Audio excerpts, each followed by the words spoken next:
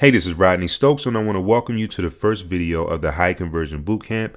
And like I said above, these are simple steps, simple tips, as a matter of fact, that you want to make sure that you have in place. But the majority of you will already know some of these things that I'm about to show you.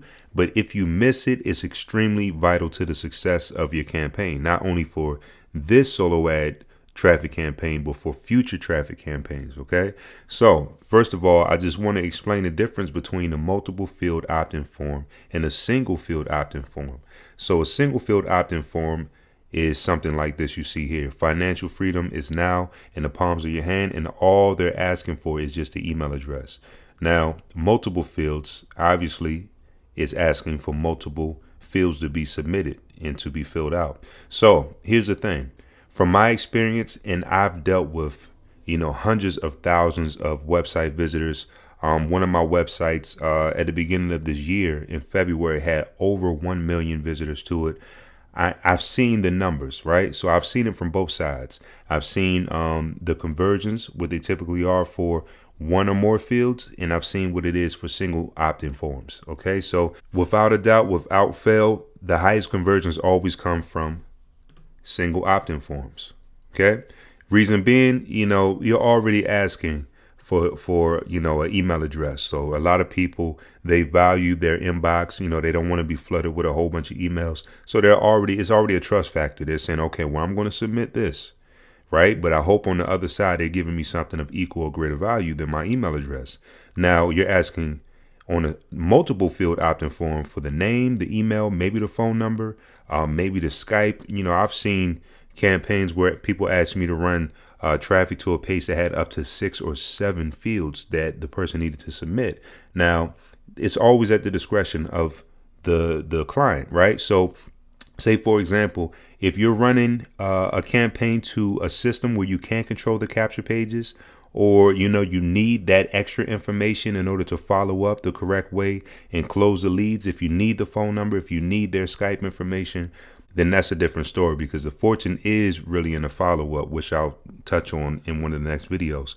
But if you can control it, and if you absolutely do not need that extra information, don't do it, because you will suffer in your conversion rate if you do more than one opt-in field. Okay, so less is absolutely more, and I can't even tell you over the past few years exactly how much traffic that I have sent and I have received, and without a doubt, it's always higher when you just ask for the email. And lastly, this is just as important, you want to make sure that you have your capture page set up correctly to where you're on single opt-in. Okay, so if you have Aweber, you can just simply go to list options, you go to list settings, and you click on confirmation message, and you scroll down and you see where it says confirmation message settings. You want to make sure both of these are on off, and you click save settings.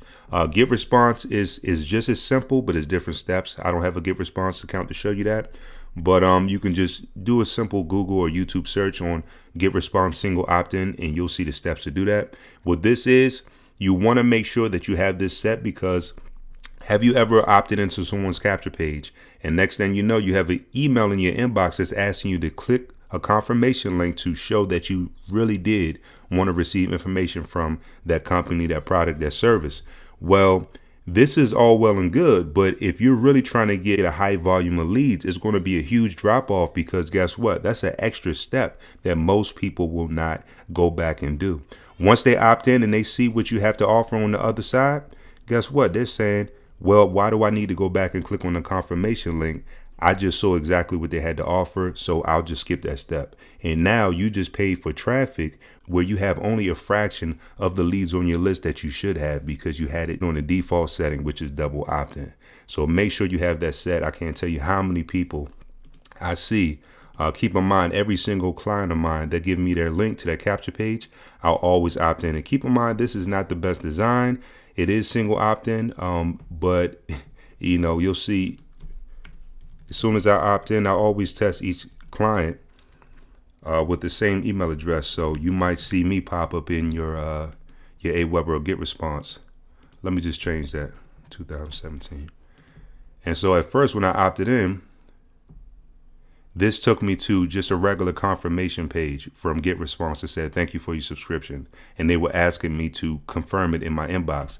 I contacted her and I told her, look, you don't want to do that because guess what?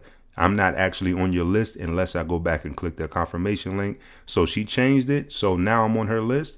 She still has some work to do. The video is too small, but she did redirect me to a thank you page with more information on it. So it's not the best setup, but it's perfect for this example. So if you got any questions, reach back out to me. Like I said, it's as easy as a quick YouTube or Google search for single opt-in settings. Make sure you do a single opt-in field unless you absolutely need that extra information for the success of your campaign. All right. See you in the next video.